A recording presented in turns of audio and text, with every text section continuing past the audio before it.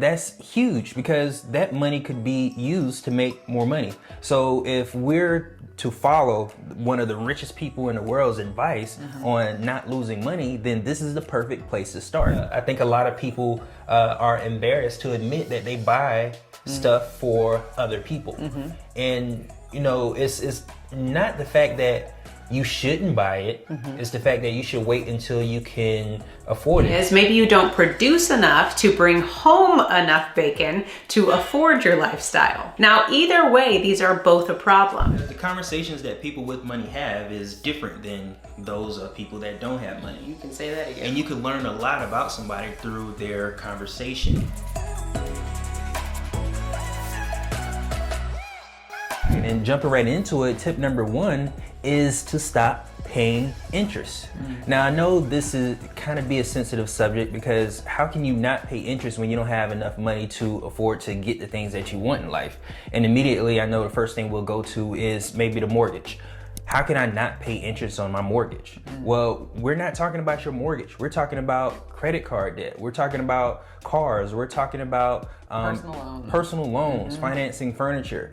Interest is the reason why we are broke because we are overspending for things that isn't worth the amount of money that we're spending on it. Totally. Yeah, and even for houses, I think that we do need to acknowledge that the mortgage at some point, but let's first and foremost just tackle the day-to-day expenses and look at how much money we are being robbed of if we consider all the interest that we're paying out. Right. And then we'll get to the mortgage because you're spending a ton of money on interest there as well. Right. Now, let's just isolate one of them, credit card debt. Sure. The average household has over $6,000 in credit card debt, revolving credit card debt. $6,194 to be exact. Now, that's huge because that money could be used to make more money. So if we're to follow one of the richest people in the world's advice on not losing money, then this is the perfect place to start. Totally. Stop overpaying on debt. Yeah, and on items you can't afford. If you have to finance it through a credit card, then 9 times out of 10 you probably can't afford it in the first place. Absolutely. So don't use your credit card to finance items within your lifestyle if you can't afford it in the first place. Now get this.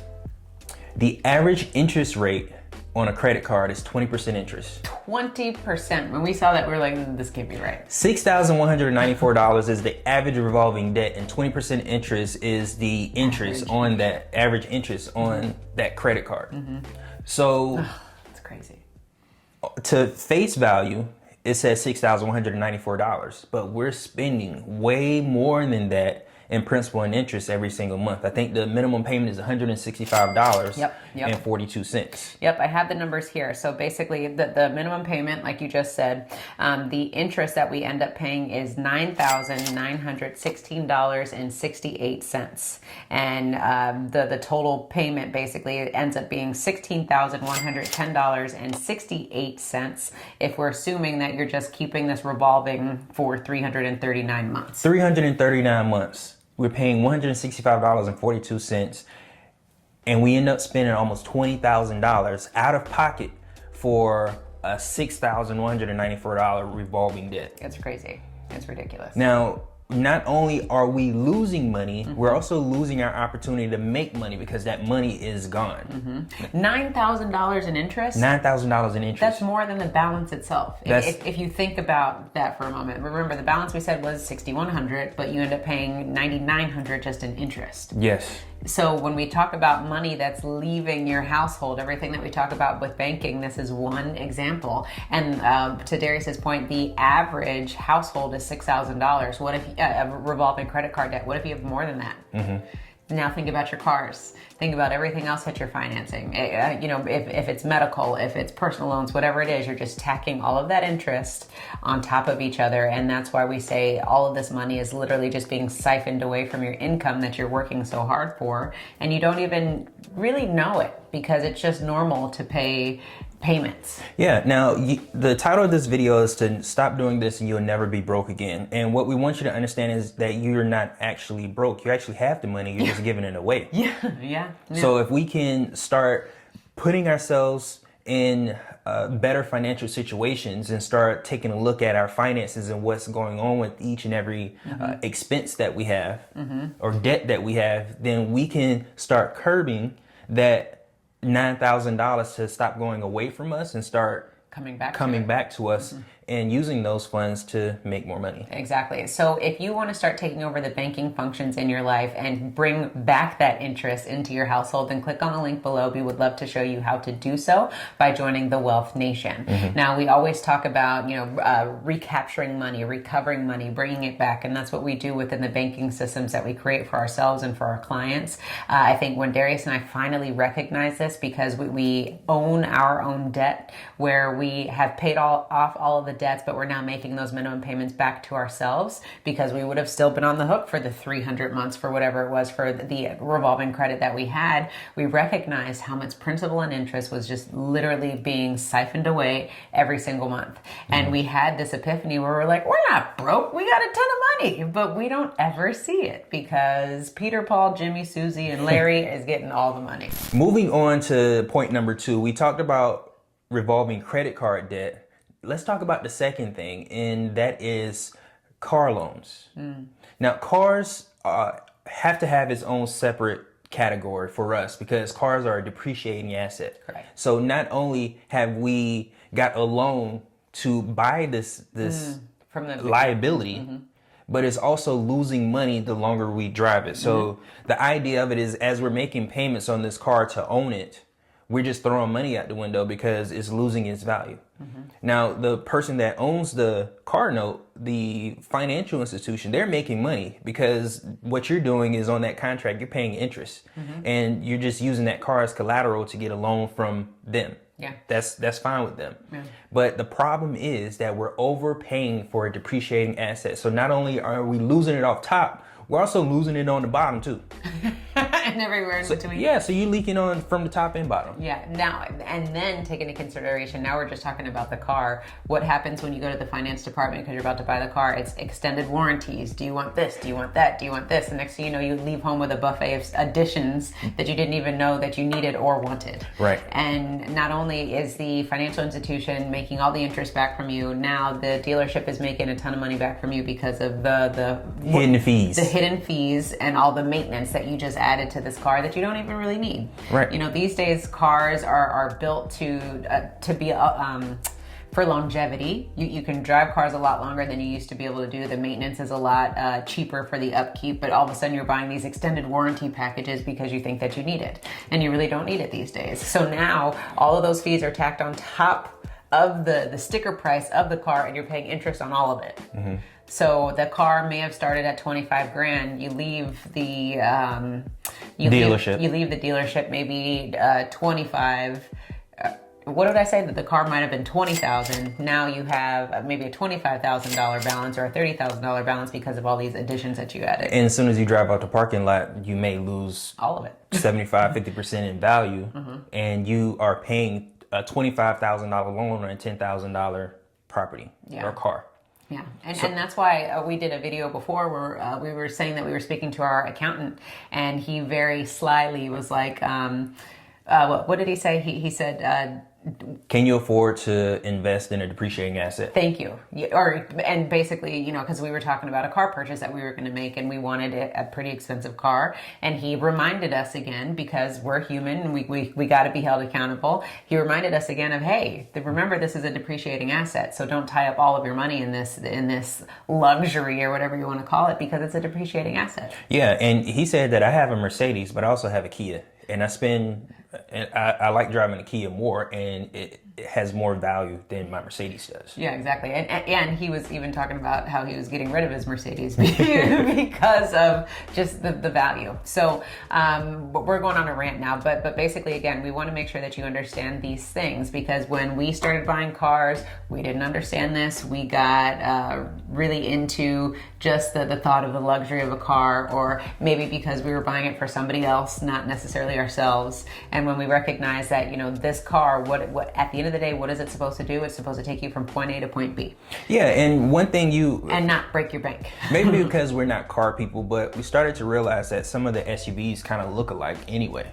The only thing that's different is the lights on it. So why are we spending more money for this brand versus that brand when they kind of all look alike anyway? Yeah. Now, again, I'm not a car guy, so don't beat me up too much saying these cars look alike, but that's just how I feel. Yeah. And granted, I mean, we understand different companies have different features and services and things like that. But when you think about high level, we're just talking about wheels and engines. Yeah. So why spend a ton of money on this specific expense when you could save more money and do more to bring more money into your household that's more productive? I think that's what we're trying to get to. Use your money in a more productive way instead of tying it all up inside your vehicles where you're not going to get any value from it. And going back to what Warren Buffett said, rule number 1, don't lose money. Yes. Rule number 2, don't forget rule number 1.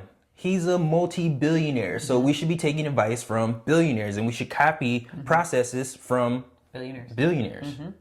Why not? Because they have all the money. Yeah. We continue to take advice from people that don't have money, and we end up with getting the similar results. So if we want the results of someone's wealthy, let's stop doing these things so that we can avoid being broke.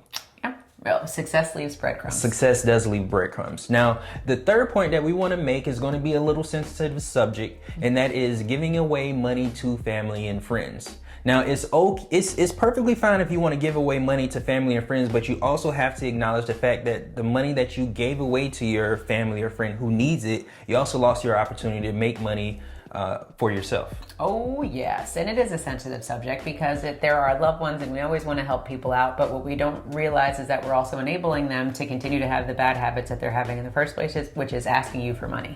Instead of managing their money, they're asking for money. So they're taking money out of your pocket. So let's just have that conversation. So now that we understand that, we have to remember to simplify exactly what Darius was saying. Every time you're giving money away, you're losing your ability to earn money. And regardless if you're giving it to family and friends, you have it tied up in your vehicles, or you have it tied up in interest payments, every single dollar that you are giving away, you're losing your ability to earn it. You know, a lot of people are so interested in, I want to invest, I want to do Bitcoin, I want to do stocks, I want to do real estate, whatever it is. How are you going to be able to do it if you're continuing to give all this money away? And it's affecting your ability to invest, to create cash flow, because you're tied up with so much money that you have over here and you're leaking money everywhere else. Yeah, and it's okay to give money to your church. It's okay to donate money because those are all tax write-offs that you can put on your tax forms, talk to your accountant about. But when you give money to family and friends, that's not a tax write-off. That's just lost money.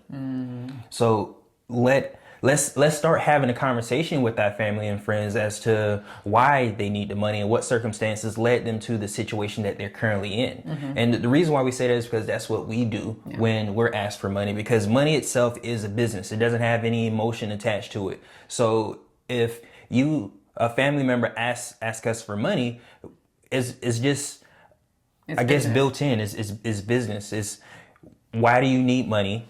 What led to you asking us for money, and how much money are we going to make back?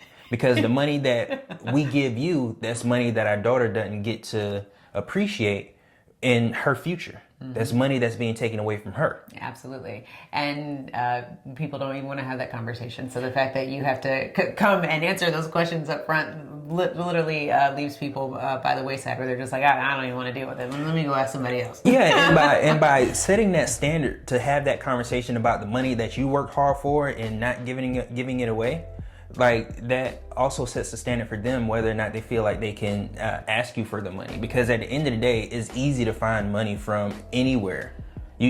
Money is easy to come by. Yeah. Especially the money that comes with debt, with interest. It's really easy to find that. Yeah, and I think you just easily laid out a simple conversation that can be had with you really understanding how to start respecting the funds that you have in the first place. Because I know for me, this was something that I needed to learn. We didn't just out of the gate understand this, but as we started to practice some of these things and really started to take the emotion away from it, again, it's not easy. It is very difficult to take the emotion away from it, especially when you're dealing with loved ones. But when you recognize recognize that this is not an emotional situation and this is all about business. And so once you're able to kind of curb that that thought process or that ideology that you may have had, it's really about just making sure that you understand what's happening, because every dollar, again, like we're talking about, that you give away, you're losing your ability to get ahead. So in addition, if you're giving money out to your loved ones, you're also hindering their ability to get ahead as well, because you're not teaching them how to do more for themselves. Right. You're teaching them to continue to be dependent. Right. So in our family, what we do is we have conversations about money and how we want to make more money, not just Carmen and I, but with our parents, with our siblings. How can we come together and have a better understanding of money, more of a financial literacy as a unit? And what can we do to put ourselves in situations where we can earn interest so that we can leave more money for our own families? And again, we're painting the picture like everything is hunky-dory, fine and dandy, and it gets better, but I'm saying it's always a work in progress, because you have to remember, everyone who's involved, we all have different programmings, we all have different wants and needs and ideologies on what we think about money. But the fact of the matter is just starting and having conversations about what's going on. That's what we really feel is the most important thing. So it's going to take time. There might be a lot of interesting conversations that come from this, colorful conversations that come from this, but at the end of the day, your family is your family, and you all can come, if you can come together and work together, you can get so much further ahead. Right. As opposed to working away from each other independently. Right. So the 3 things that you should stop doing right now is, first, carrying a revolving credit card debt. The average credit card revolving debt is $6,194 at 20% interest. It takes 339 months to pay that off using that minimum payment. So if we can stop doing that, we can save ourselves about $9,000. The second thing that you need to stop doing right now is paying interest on cars. And the reason why is because not only are you paying interest on that car, you're also paying interest on something that is depreciating every single day that you drive it. So not only are you losing money by giving it away, you're also losing money in the value of the asset. Absolutely. Do not invest in a depreciating asset. Totally. Number 3 is stop giving away money to family and friends. And it's okay to go and have experiences, but what's not okay is for you to give away money that you could have otherwise invested and made more money. Now, if you invest that money and made money first, then that's fine. Actually, it's still not fine, but just for those of you who really want to give your money away, make money first and then give them the interest, the money that you made from it. Yeah, give them the money you made from it. Yeah, don't touch the principal, because that's taking away your opportunity to make money. Yeah, I think it's a good summary of what you did, of what you just said, because at the end of the day, like we said, it's all about just reevaluating the money that's leaving your pockets. Right. And we just need to do a better job of understanding all the money that's leaving us, because again, when we first started in our financial journey, we didn't even understand this information. So that's why we feel like it's important to continue to share this knowledge, because it's simple things, but it becomes simple once you are exposed. With exposure, you're able to expand your mind beyond leaps and bounds and things that you never thought that you could accomplish. So that's why today is all about exposure and making sure that you understand credit cards, cars, and loved ones are draining your pockets. Right. And just to go back to Mr. Warren Buffett, rules of success is to never lose money. Rule number 2 is to never forget rule number 1. We are not afraid to talk about the things that we've done, because we know many of you can learn from what we've done, and let's have a conversation about it.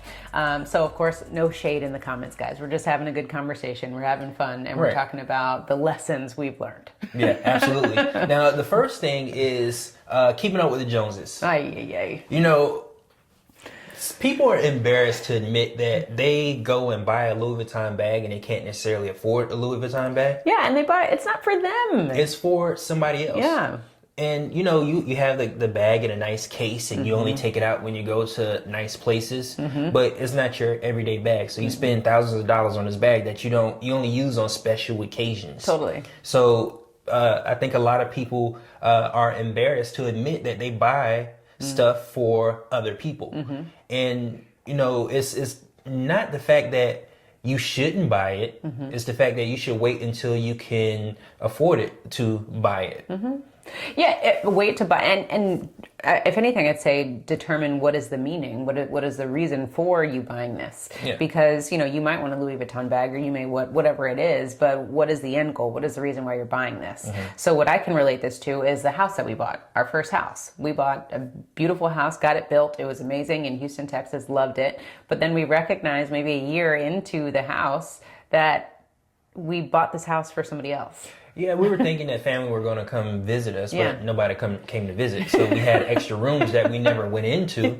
Never used. We had bathrooms that we never used. Yeah, we bought it for the thought or the plan or the perception, right? Oh, we made it in corporate America. Look at our big, beautiful house. Family's going to be able to come. They're going to be able to stay in it. Yeah, our forever house, whatever it was. We bought it not for us. We bought it because we wanted, I guess, what we thought we wanted it to be for our family. Yeah. And not for what Darius and Carmen needed that day. Yeah. And granted, we could still afford it, but it was just, what do we need 4 bedrooms for when it's just us? Yeah, and 7 years later, we have our first baby.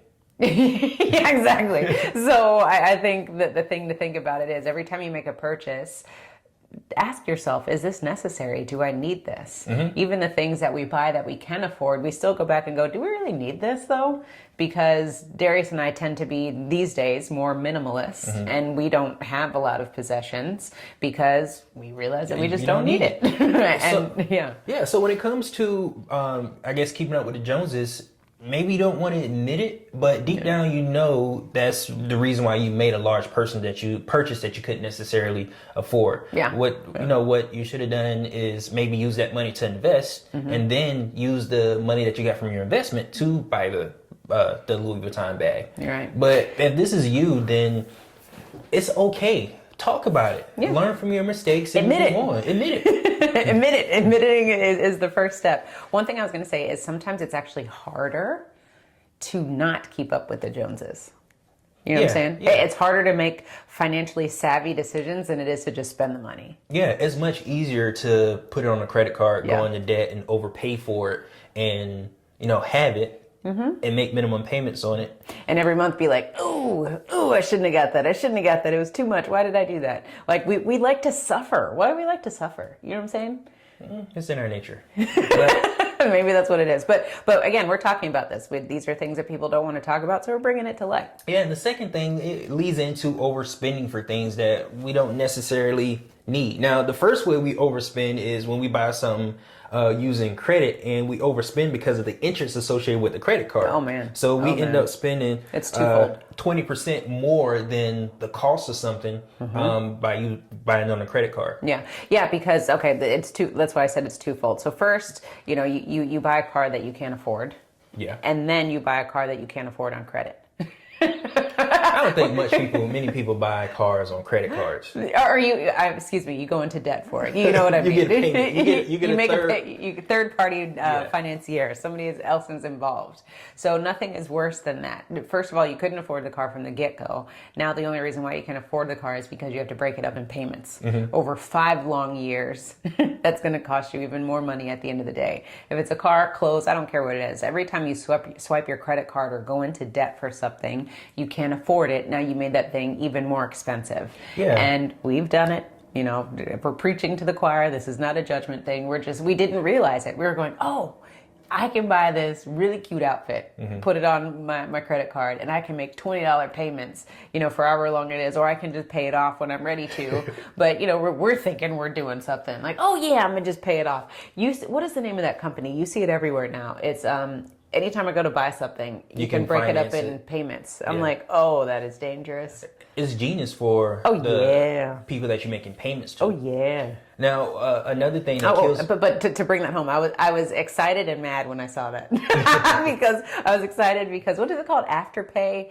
You guys know what I'm talking about. Anytime you go to pay for something, now it says, wait, do you want to break it up in installments? Whatever it is, add it in the comments so we know what it is. Yeah, so we can talk about it. Now, after we finish this video, I'm going to be like, that's the name of it. But I say that to say I was excited because I was like, I wanted to be in that position to collect those payments. But then I was pissed because I'm thinking, all of the amount of debt that Americans are going to rack up because the creditors are making it so much easier for us to buy more things. Yeah, even, I think it's funny when, you have like the end of year sales or the big sales where you get, these huge discounts. But when you buy it on credit, you're not really getting it on sale. No. Oh, no. No. Because you pay interest on a credit card.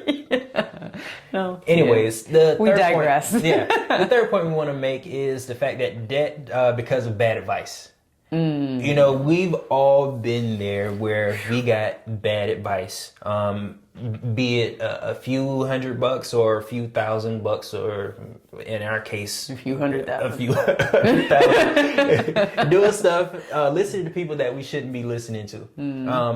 When it comes to advice, get advice on from someone, from a credible source, from somebody that is in the position that you want to be in. Yes, always. Always get advice from somebody that you wouldn't mind trading places with. That's a really good way of determining who you take advice from. But if you're in a position where you got bad advice from somebody and you're in debt because of it, learn from that mistake and move on. Focusing on the fact that, so-and-so did this the blame game. The blame game. Move on, because you are able to, there's no limit on how much money you can make, by turning that bad experience into a good experience, because now you can tell somebody else what to look out for. Hey, this is an example of what happened to me. Yes. This is how you can avoid that by making a better decision. Make your mess your message. Yeah, there you go. I like that. That was Robin Roberts. I wish I could quote that myself. Oh, okay. But going back into that point is because we have had a lot of bad advice. However, that bad advice has gotten us to where we are today, where we're able to talk about it. We've healed from it. We've had many fights where we couldn't talk about it just amongst each other because we were so emotional and so fired up about some of the decisions that we made. And so I would say embrace the obstacles, because sometimes the worst thing that you think that has happened in your life will turn out to be the best thing that's happened to your life because of what you've learned from it. Yeah. And what you have become from it. Yeah, it's a part of your education. It is. It's just the cost of education. Anything that comes up, granted, we're not licking our wounds like we used to before, but we would just be like, okay, that's the price of education. That's the price of learning. And I think because we had such a great outlook or a great mindset as far as, the things that we would do, it's allowed us to make smarter decisions and have better relationships with people and look towards those individuals who have the lifestyle that we want. Because when you said that, I was thinking about corporate America. I remember some of my bosses, we would be talking about, oh, I'm doing this with my 401k, or I'm doing this. And I remember very succinctly, I don't even want your job. Like that the next step is to take their job. I don't even want your job. And now we're talking about money, which means that I would have that money that's associated with that job. I don't even want that for my life. So that's where we then had to go back and think about what do we need to do, because this isn't the life that we want. Right. So if back to it, if you took bad advice from somebody and you're out of a ton of money, then it's okay. It already happened. You can't change it. The only thing you can do is move forward. Accept the fact that it happened to you and learn from it and move on. And if it's something you need to talk about at the table, then bring it to the table and say, hey, especially if it's your fault. Yeah. I made a mistake. I took bad advice. Let's move forward. Yeah. And at the end of the day, it's always your fault because you did the transaction. No. Yeah. So making sure there's some people who need healing today, and I'm here to help you be healed. Stop blaming people because they didn't swipe your credit card. You did. So you need to take ownership for it and make sure that you learn from it and move on. Yeah. The fourth thing we want to discuss is loaning money to friends and family. Oh man, turn my mic off. So I got into a discussion with a close relative of mine, and they. Watch your pronouns. They make enough money where they can help the family. And we're also in a position where we could help the family. And we got into a conversation. She was like, well, people don't understand. They were like, people don't understand. They were like, people don't understand money the way you do. So if I have it, I want to help them. And I was like, yeah, you can help them, that's fine, but that doesn't change the root cause of why they're asking for money in the first place. You know, it goes back to the example. You can teach a man how to you can give him a fish and feed him for a day, or you can teach him how to fish and feed him for a lifetime. Yeah. So if you give somebody money because they mismanage theirs, that's not solving the problem. That's only, I mean, you can give them, I don't care how much money, but it doesn't fix the problem. No, it doesn't. So when you give money to someone, have the conversation on how you're going to get that money back. How is it really helping them? What actually happened to cause them to actually come to you for money in the first place? Because if they mismanage their own money, they're going to do the same thing with yours. Yeah. This one is going to be a tricky subject, and I'm interested to see what people say in the comments about it. So when I say this, what I'm making sure that we always do is we're putting people in a position to thrive. So by giving money to family, you're not helping them thrive. You're handicapping them. And aside from giving, aside from all of that, we're just the act in which I'm talking about is if somebody is mismanaging their funds, hey, Darius, I need $20. I don't care what it is. I'm coming to Darius because I am not financially responsible. Yeah. And so by Darius continuing to give money and to give money and to give money, he's just feeding the beast. Yeah. And it's very difficult to see your family struggle and to, not do well for themselves. And the only thing that you can think of doing is to give them money, right? Because they're down and out, they can't pay the electricity bill or whatever it is. But you also have to come at it from a business standpoint and recognize that, wait a second, although it's $20, they're taking $20 out of my household. And that's $20,000, that's $20 or $20,000, however much you're lending, depending on the scope, right? Is again taking from your family, taking from your children, taking from whatever it is, and you are managing your money. So you always have to think about the fact of is, okay, what is the root? The root is the fact that this individual isn't managing their money. So how can I help them? We give them a fishing pole, and that is, let's sit down and figure out how to manage your funds accordingly, so you don't have to keep coming to others and asking for money.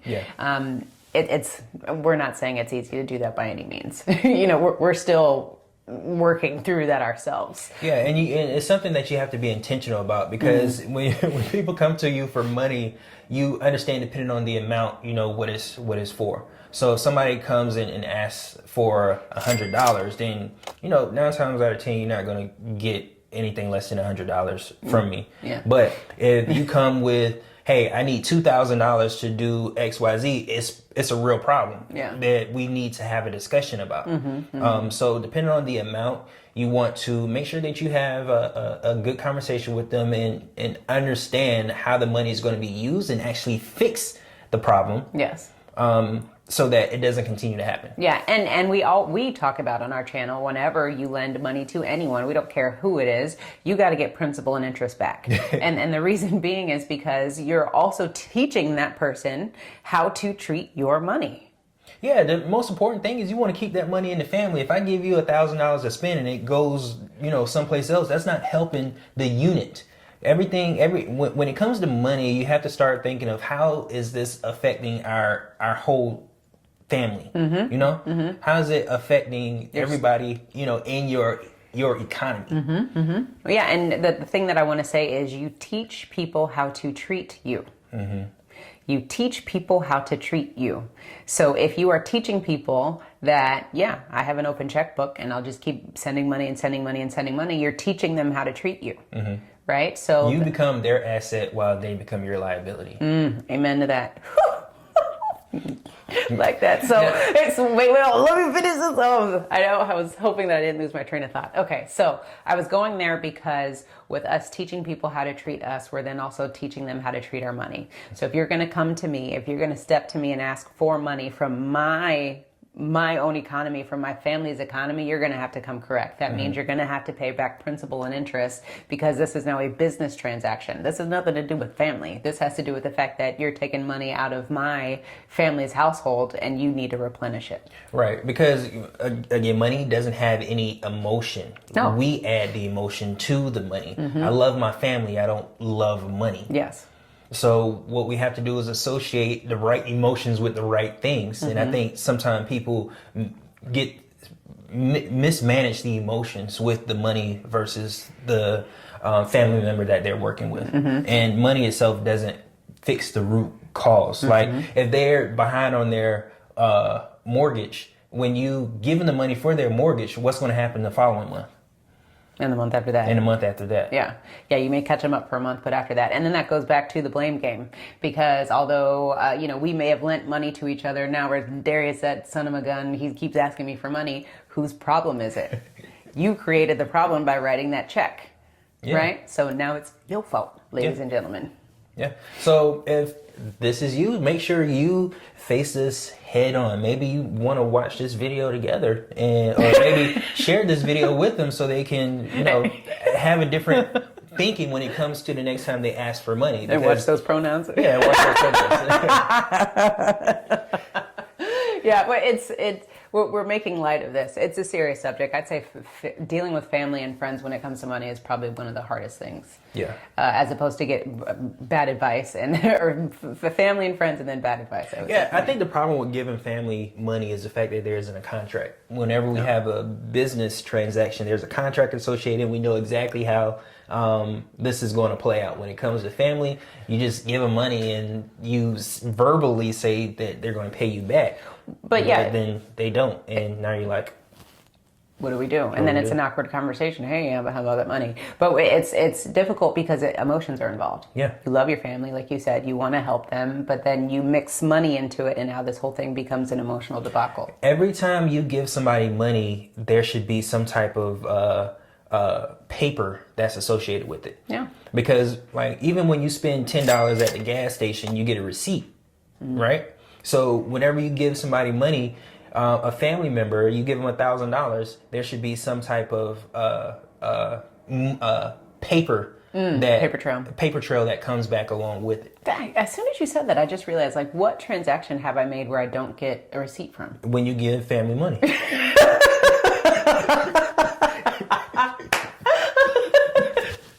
Or you're doing something underhanded that you probably shouldn't be doing, where you don't want a trail. Okay. So associate it with that. There you go. So let's move on to the next point, number 5, credit cards.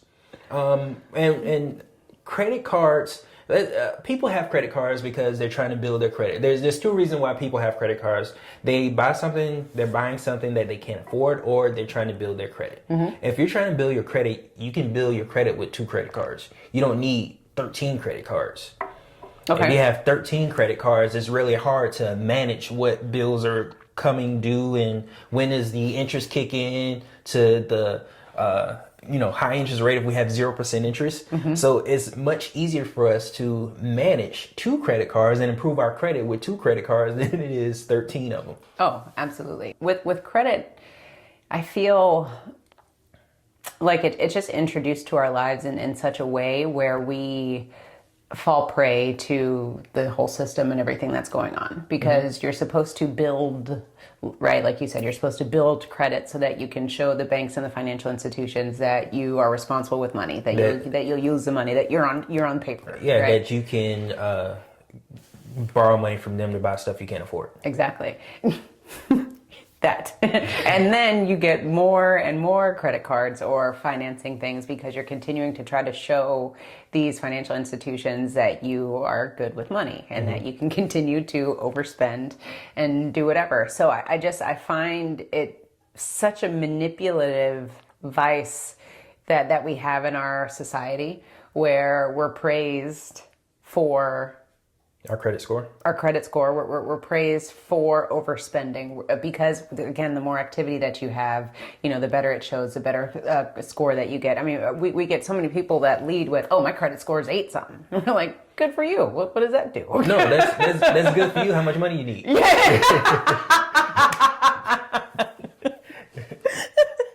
From the lending point of things, right? So we've come full circle. But I say this to the individuals who are buried in credit card debt, not, creative financing. I'm saying that because you really have to think about, why is the bank giving you money in the first place? And it's because your actions and your activity is showing the bank's, what you got going on, the habits that you have. Yeah, we need to give them more access to money because we know they'll pay it back. They'll continue to line our pockets.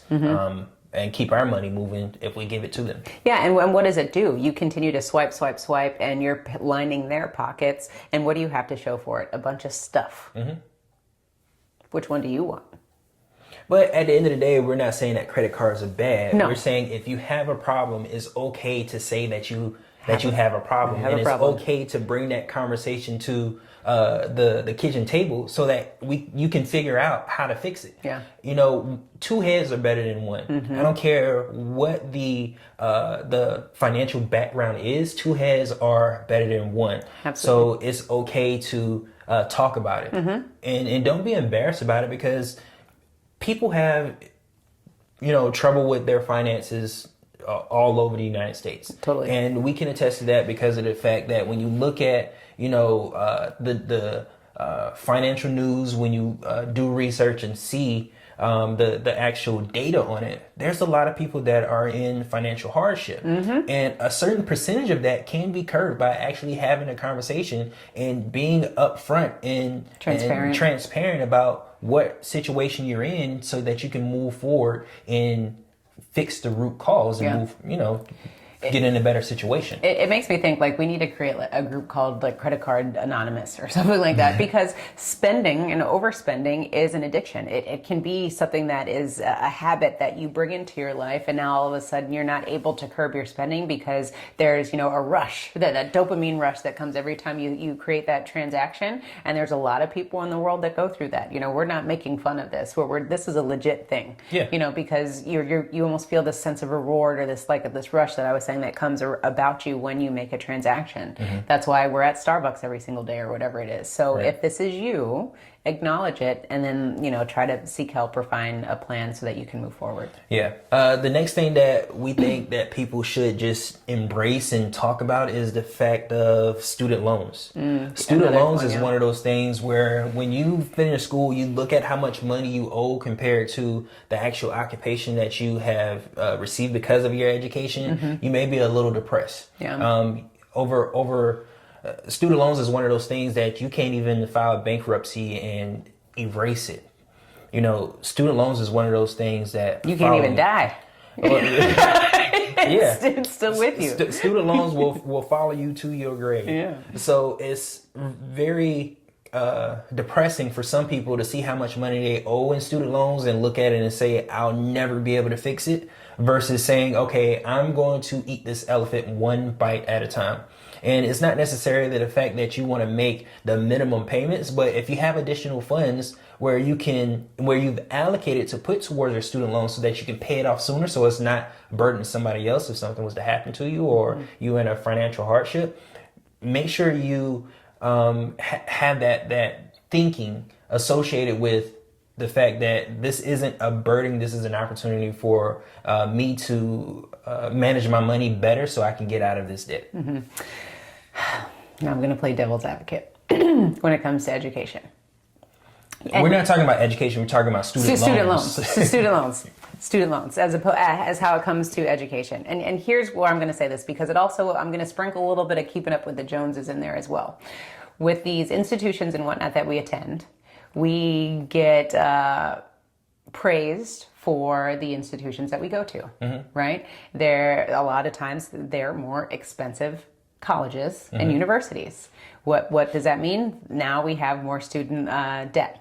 If mom and dad aren't paying for it, if you didn't save for it, whatever it is, you have to think about these things. And the reason why I'm bringing this up is I never want to shun community colleges, or 1 and 2 year colleges or whatever it is, because at the end of the day, you're still getting the same education. The door is just different. The sign on the door is just different. So if it makes sense for you to do community college, to do a secondary school, do it if it saves you some money. Don't feel like you have to go to the University of so-and-so or Howard or excuse me, or Harvard or whatever it is and break the bank, because you're going to spend so much time out of school trying to pay all of that back. Yeah. And you really need to make sure that you do your due diligence. Don't get sticker excited about the university or whatever that you're going to. Nothing against universities, but understand how much it's going to cost you. Yeah. And I never had somebody tell me that. I was trying to go to the biggest, baddest university because I knew it was going to make me sound and look good because I have a degree from wherever.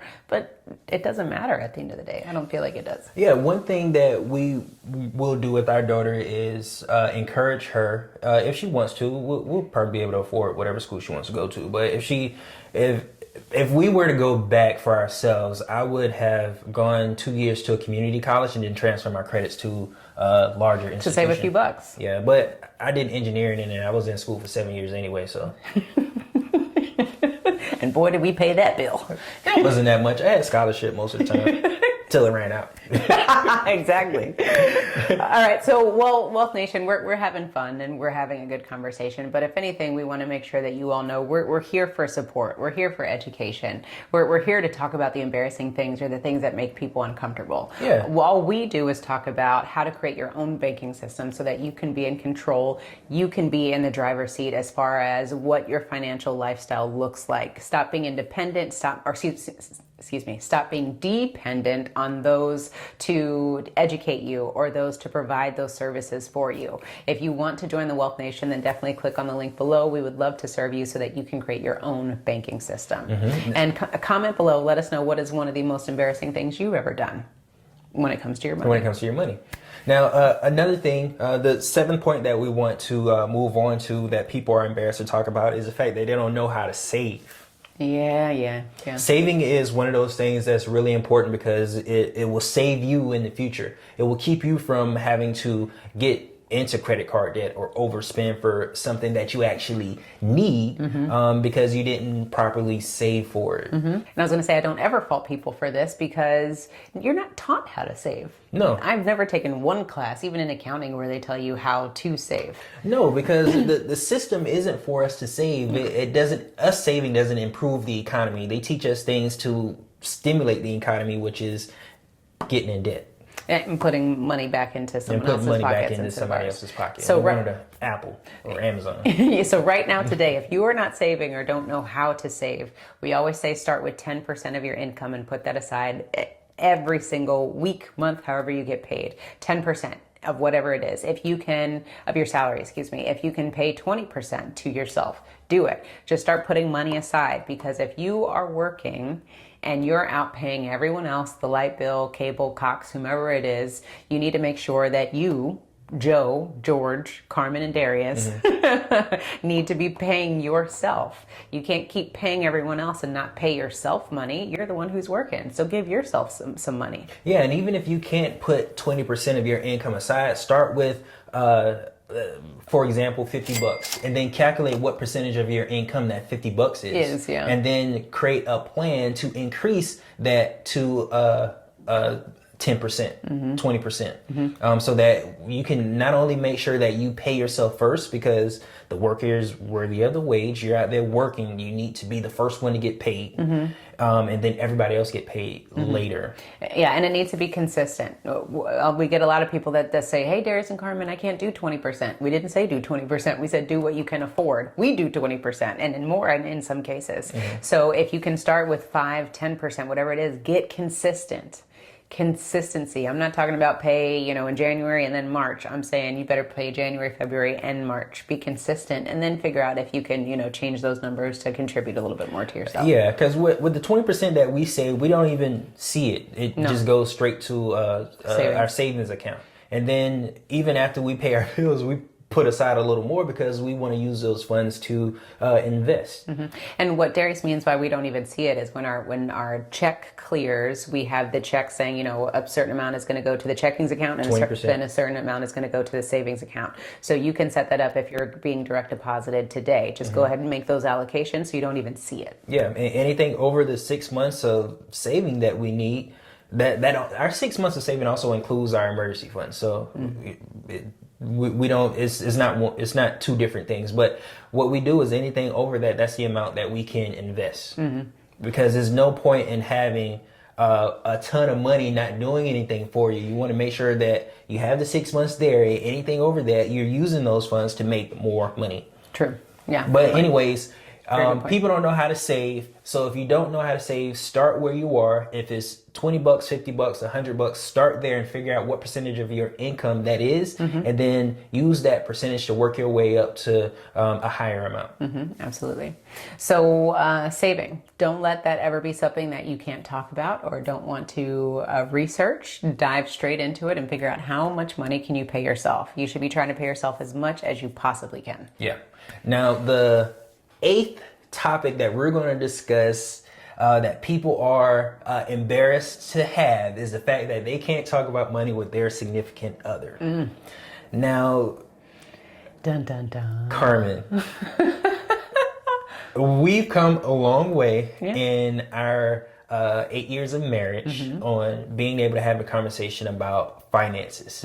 And the reason why we are able to have that conversation is because we made that our intention when we first started. True. So what you see now is us 8 years later of us initially, you know, saying that this is important. This is an important topic for us to discuss. And that a lot of that comes from our background. Our parents had disagreements when it came to finances. We had one parent that is a spender, another one's a saver, and you can clash.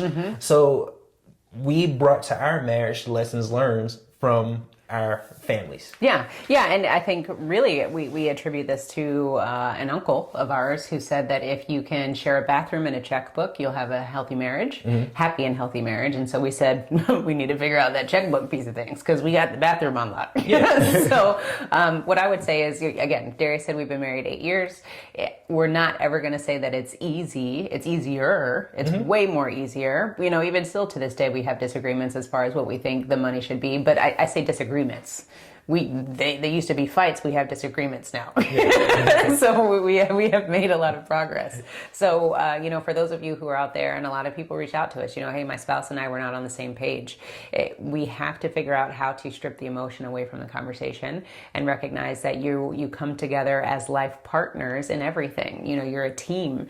And so what Darius and we had to recognize is we had to put our egos aside. We had to leave them at the door, and we had to come together at the table and say, hey, this is where the money is. This is what everything is allocated. And we recognize that us working independently was not allowing us to come together and soar because we were on two different pages. And so, you know, when you think about sports, everyone has to know the plays. Everyone has to know what's going on. And if you don't, some people run over here, some people run over there, nobody gets the ball. And we recognize that we always want to keep the ball in check. So we got to be able to read the plays together. All right. And so I really feel like when we came together and just said, hey, we want to vacation several times a year. We want to have really nice meals several times a month. We really want to have nice houses. We really want to do this and we want to do that. And once we started talking about the goals instead of the money, that allowed us to relax a little bit and say, okay, well, if we want to vacation several times a year, how much money do we need to do that? And then we were able to come together and say, okay, well, we need to do this, or I'll put this money here. Oh, and I have this bonus, and maybe we'll put it in there. So it just started the conversation. So that's what I'm saying for you all. If you're having conflict with your spouse, know everyone does it, that this isn't an easy topic. But first, maybe start with goals. Hey, honey, what do you want to do this year? And just have that conversation, because that's another thing. We don't even have financial goals. We're not taught to have financial goals. So now start having these conversations in your household about what do you want to accomplish this month, next month, 6 months from now. Just have those conversations, and then the money will follow, because if you want to vacation, if you want to eat out and do all these things, how are you going to pay for it? You got to figure it out. Yeah, and one big thing that comes up is the fact that they're two different paychecks that come into the house. One person makes more money than the other. So the person that doesn't make as much money, they don't feel like they can come to the other person and say, this is what we need to do. And that's where having common goals come into place. I'm glad you said that. Because Carmen and I, at one point, we had different incomes. Yeah. And our goals were to, go on vacation and things of that nature. And what we ended up doing is we ended up saving one person's entire income. So it didn't matter how much money the other person made. We always decided to save the person that made the most income. And the reason why we could do that is because we had good jobs. Yeah. Where I wouldn't say good jobs. We were fortunate to have a lot more good salaries. Yeah, a lot more income than we actually needed. Yeah. So we were good there. But the most important thing is that we had a common goal. We had a common direction. Instead of us looking at each other and wanting to fight, we had a common enemy, a common task that we focused on instead of each other. Yeah. So figuring out that between two people is really important. You have to have a common goal that you want to accomplish together, because you united you stand, divided you fall. You're right. I love that. And that came from Transformers. And the other thing too, I'm just quoting people today. The other thing too is it becomes less about the blame game, because it's like, oh, what's that $20? What's that $50? What's that charge for? When you're thinking about that, if you have that common goal, we can go, oh man, that $100 charge that you just spent took us, a month off of our goal of trying to go to Tahiti, wherever you're trying to go. And then it becomes less about, you, and more about, oh, well. Yeah, that $100 is a meal, on our vacation. Yeah, so you're the enemy is whatever that goal is instead of each other, and you're just chipping away trying to get those things done. But the other thing that I would just say is, again, letting the ego go aside, focus on the goals. What is it that you want to do, and holding each other accountable to that goal without making it a blame game. You're never trying to blame each other. Yeah, 100%. Well, what we wanted to cover in this video is the most embarrassing things that people, don't like to talk about when it comes to their finances, be it at the kitchen table or with a friend or a financial advisor. Two heads are always better than one. So if you have something that you don't understand when you're trying to improve your finances, you have to talk about it, because that's the key to improving the money in your bank account. So what we wanted to have is just a dialogue with you, so that you can see how Carmen and I got to where we were in our finances, since we're a married couple, and some of the things that people come to us and talk to us about that they don't necessarily want to talk to their spouse about, or the other people in their household about. You have to come together and talk about your finances, because in essence, what you're running is a business. You have to maintain your mortgage, you have to maintain your utilities, you have to maintain those car payments, and you have to do all this together as a unit. So making sure everybody's on the same page is super important to improving your financial literacy and your financial future.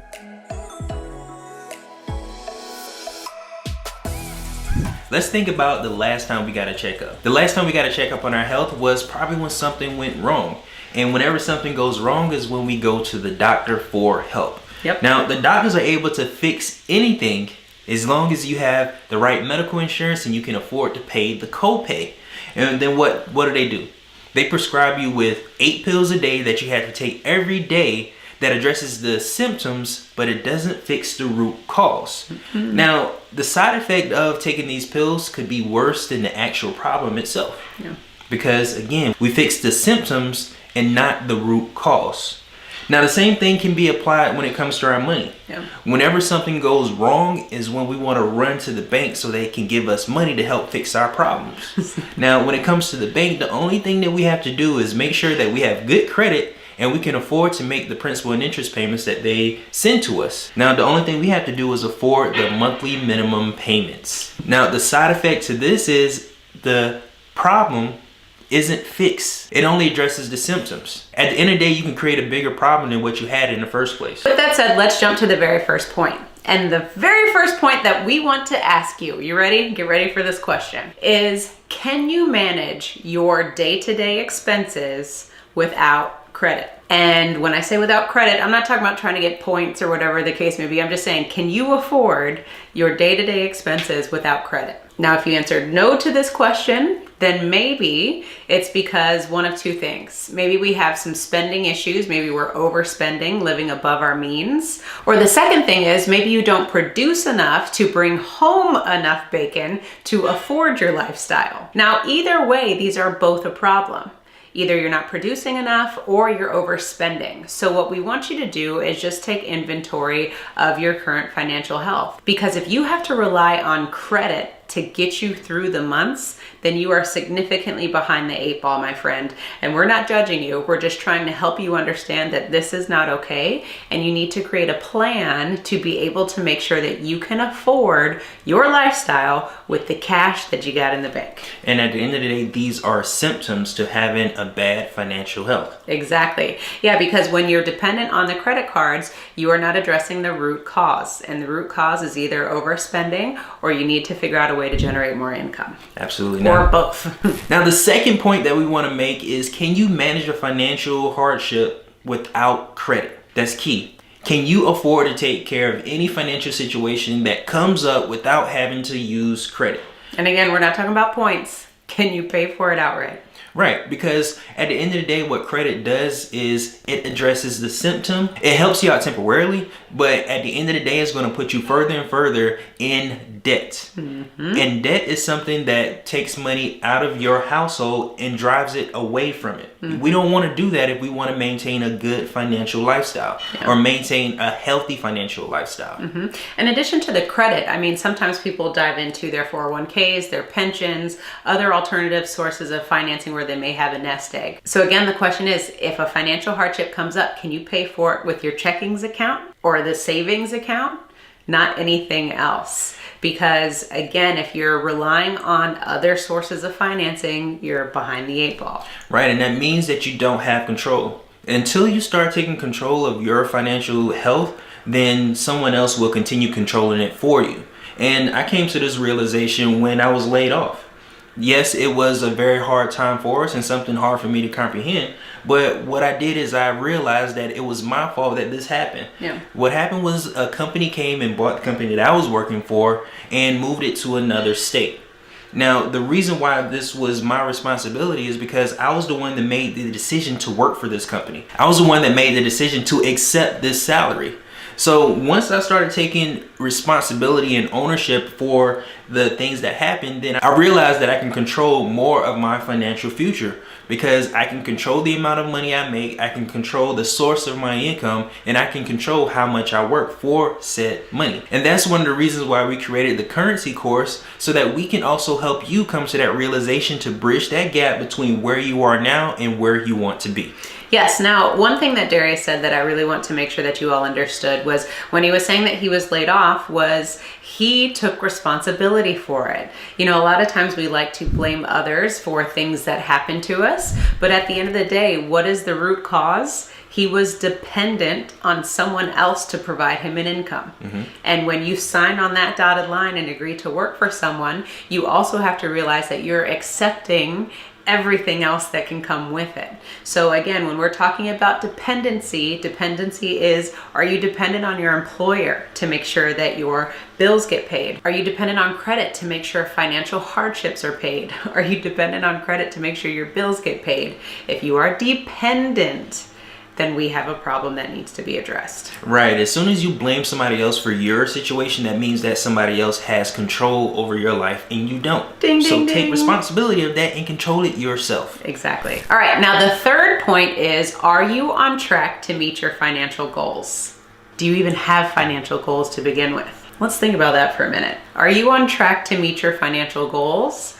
And do you even have financial goals to begin with? Now, we're asking these difficult questions for you today because we realize sometimes people don't ask these questions. And a lot of times we don't even know that we need to have financial goals to begin with. We just know that the income's coming in, we can pay our bills and we're good. But what goals do you want to set up for yourself? Do you want to have a certain amount of money in savings? Do you want to be able to invest? Do you want to be able to create a business? What do you want to do? Because all of these things are going to be affected by the amount of income that you're generating.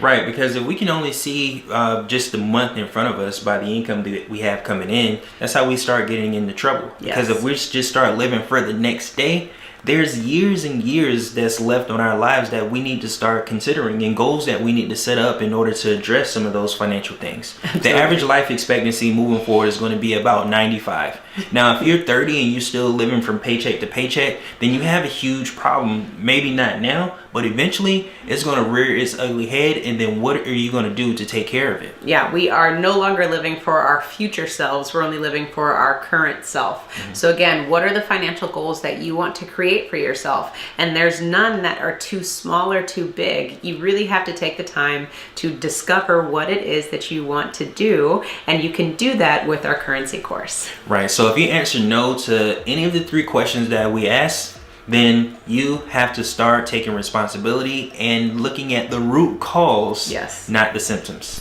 So the moral of the story is do not neglect your financial health, because what will happen is you'll be put into a worse situation because you'll be dependent on someone else to bail you out. And now you have to spend more money in principal and interest when you could have been saving that money for yourself or investing to make more money for your household. So know that you have control of your financial health and use that control to create the life that you want. So the very first point we want to make when it comes to the secret to not being broke, it starts with your mindset. Mindset is huge when it comes to your mentality around finances and how you handle them. Now, this is something that a lot of people don't talk about when it comes to your finances, but it's one of the biggest things or challenges that we find, which is dealing with not only with ourselves, but with our clients and with family and friends, is the things that we're fed in our society as far as our potential, what we can do, what we can't afford, what we should be doing, all this type of stuff, the minutia that just gets stuck in our head. So in this video, we just want to make sure that we empower you with letting you know that you can do it. You can afford anything out there, but you need to be able to have a plan and work the plan. Right, and we're sharing you this information from experience because we've been broke before. So the best person that can tell you about being broke is somebody who's been in those shoes, which in this case would be us. We've been broke. And our mindset around the time that we were broke is totally different from where we are now. That's why mindset is such an important thing to take into consideration when it comes to your finance. So be careful of the people that you surround yourself with. If you find yourself comparing stories about who's the brokest, then you're both broke. So you need to find some new friends. Exactly. Or just kind of monitor the people who you surround yourself with the positive talk about money or the negative talk about money. Yeah, so for example, if you are in a conversation with somebody who's talking about, I can't afford this, I can't do that, I can't. Those are the type of people that you don't want to surround yourselves with because they have a limited or a small view of thinking about things. You want to work with people who are all about finding solutions and are determined to make a better financial situation for themselves. So the people that you want to hang out with are people who have more money than you right now, because you're going to start to see a lot of the characteristics that they do, how they manage their money, the investments that they get involved in, and how they just treat their money overall, which is going to plant a seed in your mind to help you realize some of the things that you can do with your money. Right, because the conversations that people with money have is different than those of people that don't have money. You can say that again. And you can learn a lot about somebody through their conversation. Absolutely. And different things that you can implement in your life or in your business just through a simple conversation. So what we recommend too, a part of the mindset, is continued education. When it comes to your financial education, unfortunately, we just aren't taught as a society about how to properly manage our finances. We're dependent on the banks, we're dependent on all the financial institutions to tell us what we need, instead of us telling them what's best for us. So we totally suggest that you start educating yourself. And by that, we have some books in the description below that we recommend if you go to our kit, and you'll be able to see a lot of the financial foundational books that just get you start thinking about money and ways to be better with your money. So just to wrap up the idea centered around mindset and educating yourself is the fact that right now we get our education about finances from our community, from our family members, from our friends. If If we're in a situation or position where our finances could be a lot better, then we should start thinking about how we can take that into our own hands. And that's through self-educating ourselves around the idea of money and how it works inside of our lifestyle. Exactly. And you don't have to spend a ton of money because the right education actually can be free. It's all in books. It's all on YouTube. It's all over the web. Just start reading. Get out there and educate yourself. So the second point that we want to make around the idea of stop being broke is to create a plan for ourselves. Yeah. Creating a plan for ourselves is super important because it's not just any plan, it's a plan to fit our personal lifestyle. Amen. Because every person's situation is different and every result is going to be different for us based on what we want. We're individuals. I'm so glad you said that. Don't compare your results to others. We all have different plans and different journeys, so don't be intimidated by what someone else is doing. Right, because think about it like a diet. The same diet doesn't work the same way for every single person because we're individuals. And a lot of times those diets, we kind of throw them away after a few weeks because it doesn't fit inside of our lifestyle. We have to have that same idea when it comes to our budget or our plan. Matter of fact, we don't even have to call it a budget or a plan. It has to fit into our lifestyle. It has to fit into our daily habits so that we are able to put ourselves in a position where we can meet those financial goals that we set for ourselves, those saving goals, those investing goals, the ideas, so that we can put ourselves in a position and not be broke. Yeah. If anything, like Darius said, we don't have to call it a budget because we know that there's so many negative connotations with the word budget. And the reason being is because sometimes people feel that it's constricting, like, oh, I can't spend any money. But if anything, all we want you to understand is the conceptual piece of budgeting, which is have plans or have goals in place to make sure that you are controlling your output or the outflow of money. Because what happens is, I know we are guilty of it and we have totally experienced this where we've spent money for a month and we have no idea where the money went.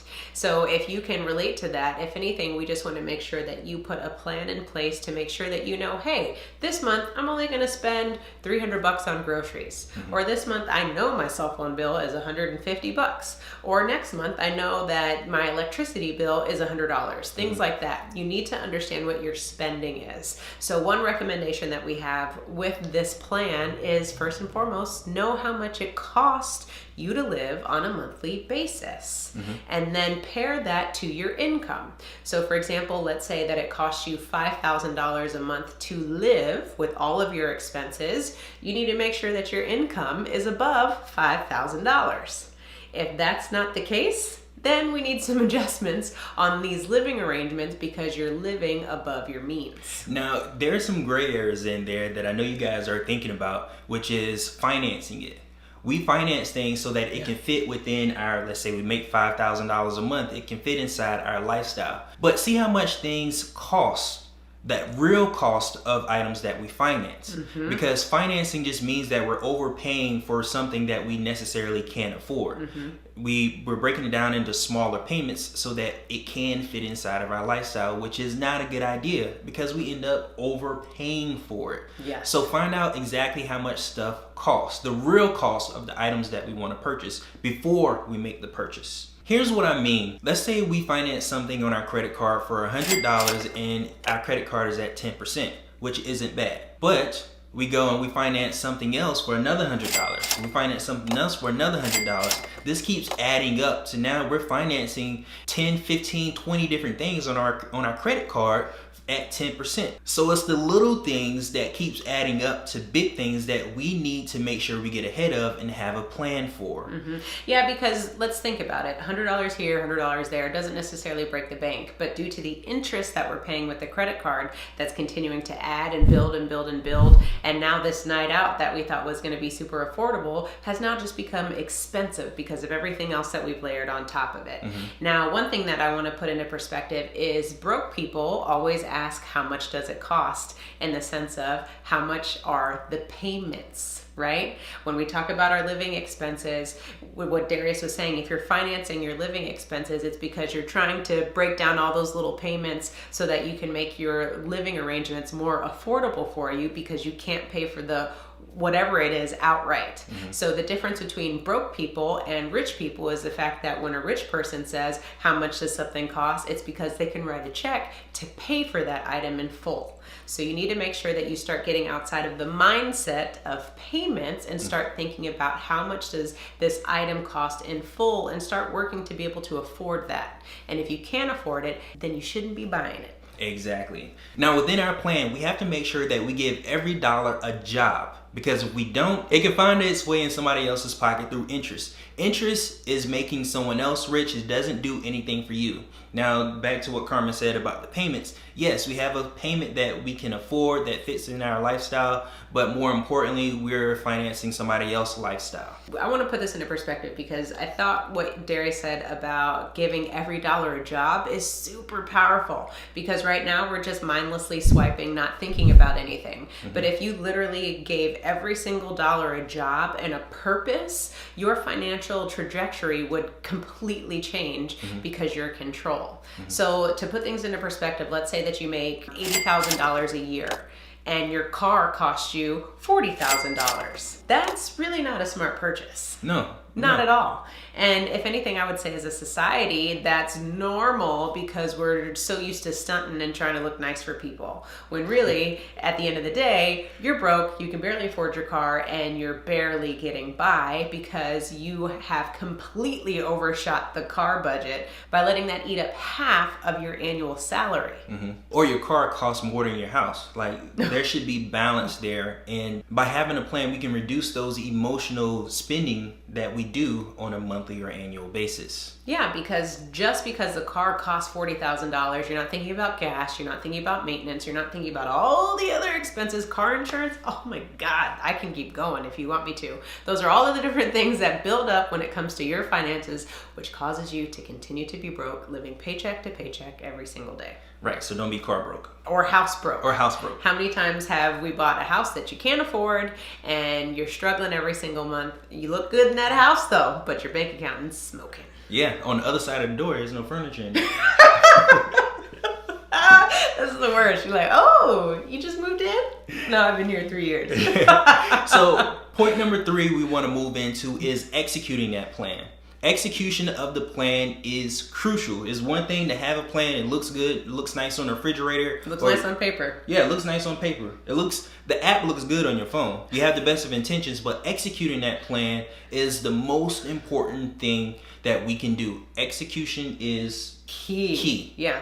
Again, reiterate. How many times have we, if we do the weight loss example, how many times have we gone to the gym with the best intentions and we end up on our cell phone on like the speed of 2 on a treadmill?